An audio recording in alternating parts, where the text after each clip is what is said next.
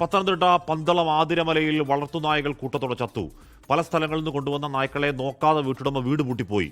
പട്ടിണി കിടന്ന നായ്ക്കൾ ചത്തുവെന്നും കുറെ നായ്ക്കൾ പുഴുവരിച്ച നിലയിലെന്നും നാട്ടുകാർ പറയുന്നു.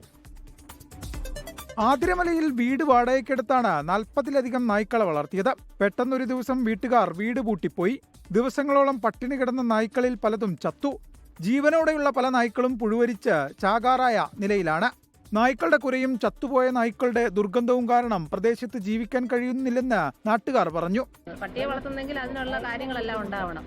അതിന് കൂടെ കാര്യങ്ങളോ ഒന്നുമില്ലാതെ നാട്ടുകാർക്ക് എന്നും ബുദ്ധിമുട്ട് തന്നെ. ഈ ഒരു വീട്ടുകാരെ കൊണ്ട് സത്യം പറഞ്ഞാൽ നാട്ടുകാർക്ക് എന്നും ബുദ്ധിമുട്ട് തന്നെ. ഒരാഴ്ച കൊണ്ട് അതിന് ആഹാരം കൊടുക്കാതെ വീടും പൂട്ടി. അവരെ കോൺടാക്ട് ചെയ്യാൻ 2 നമ്പറുണ്ട്. ആ 2 നമ്പറിലും വിളിച്ചിട്ട് അവര് ഫോണും എടുക്കത്തില്ല, സ്വിച്ച് ഓഫുമാണ്. നഗരസഭയെയും പോലീസിനെയും വിവരമറിയിച്ചെങ്കിലും ഇതുവരെ നടപടിയുണ്ടായിട്ടില്ല.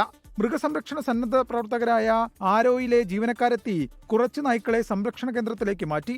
പുഴുവരിച്ചതും മുറിവേറ്റതുമായ നായ്ക്കൾക്ക് ചികിത്സ ഒരുക്കുമെന്നും സന്നദ്ധ സംഘടനയുടെ ആളുകൾ പറഞ്ഞു. താഴെ അവിടെ ഇവിടെ എല്ലായിട്ട് പട്ടികളെ ഒരുപാട് മുറിവായിട്ടും പുഴുവരിച്ച് കിടക്കുകയും അതുപോലെ തന്നെ ജീവനോടെ പുഴുവരിച്ച് കിടക്കുന്ന അവസ്ഥയിലാണ്. നിലവിലിപ്പം ഇതിനകത്ത് തീരെ ഇഞ്ചേർഡായിട്ടുള്ള തീരെ വയ്യാതെ കിടന്ന പട്ടികളെ നമ്മൾ ഹോസ്പിറ്റലിലേക്ക് ട്രീറ്റ്മെൻറ്റിന് വേണ്ടിയിട്ടും പിന്നെ തൽക്കാല ഷെൽട്ടർ സൗകര്യം കൊടുത്ത് മാറ്റുന്നുണ്ട്. നായ്ക്കളെ വളർത്തിയ വീട്ടിൽ ഒരു സ്ത്രീയും പുരുഷനും മാത്രമാണ് ഉണ്ടായിരുന്നത്.